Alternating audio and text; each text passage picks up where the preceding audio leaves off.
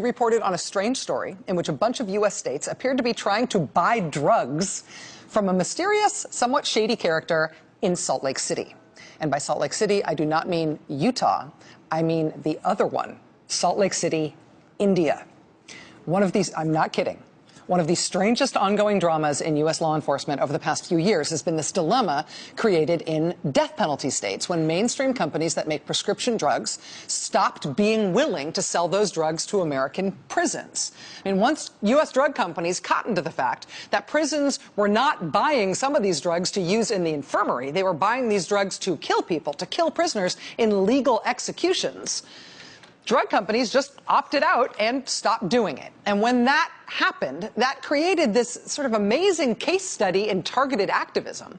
But it's also just had really serious nuts and bolts consequences in this country over a period of years, including right now. Just last night, the state of Ohio announced that even though they've got 25 people with execution dates and a handful of people they were planning on killing in the next few months, the state of Ohio is not even going to try to kill anybody in their prisons until 2017 at the earliest now. Not because they don't want to kill those prisoners, but because they can't. They can't get their hands on the drugs they need to kill their prisoners. And so John Kasich, running for president, has to go through this awkward exercise of signing basically gubernatorial reprieves for all these murderers on death row whose executions he would otherwise be potentially overseeing. They will all live at least until 2017 because Ohio can't get the drugs. That was just last night. Today, in Oklahoma, the head of that state's prison system and the warden of the specific prison where they kill people in Oklahoma, both of those officials were reportedly today testifying under oath to a grand jury as the state of Oklahoma continues an investigation into what went wrong recently when the wrong drug was packaged up and sent to the site of a pending execution last month, along with the syringes. When they realized it was the wrong drug, they called that execution off with less than 2 hours to spare. Thereafter, though, Oklahoma realized that the same wrong drug had been shipped to the site of another Oklahoma execution this past January. And in that case, nobody noticed, and they actually killed that guy with that drug they were not legally allowed to kill people with.